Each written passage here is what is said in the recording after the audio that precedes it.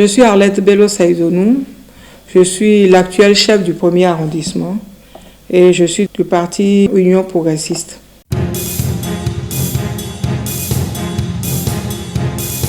Candidate parce que j'ai voulu être candidate, je m'en sens encore capable, j'en ai encore la force.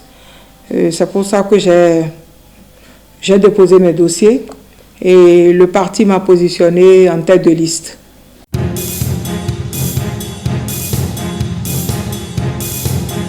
Pour la prochaine mandature, c'est vrai que nous avons déjà un PDC en cours, mais il faudrait voir d'une manière spécifique chaque arrondissement, notamment le nôtre.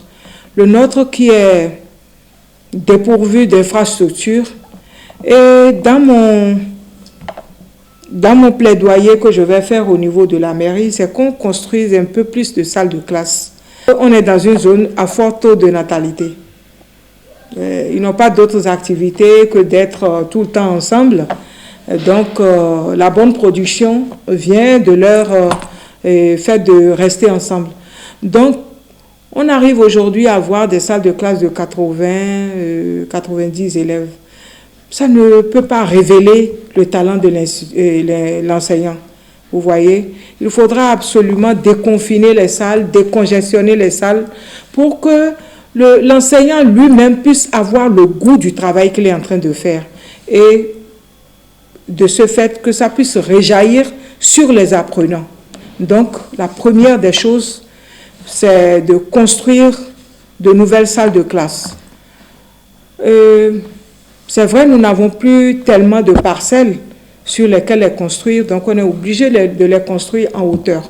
Parce qu'au moment du recasement, les gens n'ont pas eu une vue d'avenir. Ils n'ont pas eu une vision lointaine. On a eu à déchirer, excusez-moi le mot, les parcelles, et puis il n'y en a plus aujourd'hui. Maintenant, le besoin se fait sentir. Nous avons besoin d'infrastructures socio-culturelles, des centres de santé, des écoles, un peu de tout. On n'a pas d'aire de jeu, on n'a pas de jardin public, on n'a pas de maison de jeunes, on n'a pas de terrain pour jouer le football, on n'en a pas. Donc tout ça là, il faudra y réfléchir. Parce que ça participe de l'épanouissement de la population. Et là où on est aujourd'hui, si on vit dans la routine, on n'aura rien fait pour ces populations. Il faudra absolument passer à l'innovation, sublimer certaines choses pour que la population sente qu'on ne piétine pas, on ne marque pas les pas, mais qu'on avance. Donc, un développement réel.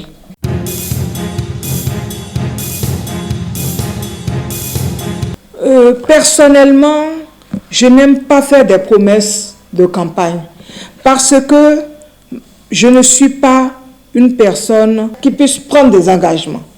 Je ne suis pas éligible financièrement. Je dépends de la mairie. C'est pour ça que je parle de PDC, le plan de développement communal, et dans lequel, pour 10 ans, nous avons déjà prévu certaines choses. Mais à l'intérieur, par exemple, au point de vue ressources humaines, avoir des collaborateurs qui puissent être à la hauteur de la tâche. Là, je peux le faire. Maintenant, de petites choses pour pouvoir agrémenter le passage des usagers, les servir promptement et d'une manière rapide, là d'accord. Mais dire que je vais construire ci, je vais construire ça, ça ne dépend pas de moi. Tout ça là est contenu dans le PDC, comme je le dis. Tout ce que je puis leur promettre, c'est que s'il y arrivait encore des voies à reprofiler, je me battrai pour que ça soit fait. Mais c'est de l'argent que nous perdons en faisant le reprofilage des voies. Je crois qu'il vaut mieux aller. Oui, il vaut mieux aller à l'assainissement, à des ouvrages d'assainissement. Là, c'est fait une fois pour de bon. Mais de bout en bout. Parce que si ça ne se fait pas de bout en bout, vous voyez, on est obligé de passer à la phase de curage des caniveaux. Et en curant aussi, c'est de l'argent pour curer. C'est pour ça que je dis, il vaut mieux faire les choses une fois pour de bon, plutôt que de dire entretenir des voies de terre, c'est souvent difficile.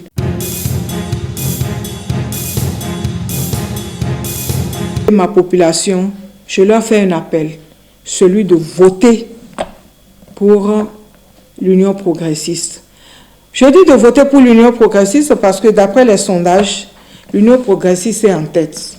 Et si on permettait à d'autres personnes, d'autres partis d'entrer dans le jeu, c'est qu'on sera obligé pour certains projets de négocier. Alors que si nous étions tous de l'Union progressiste, nous saurons que nous n'avons d'autre choix que nos populations et le parti qui va nous accompagner techniquement dans ce que nous aurons à faire pour nos populations.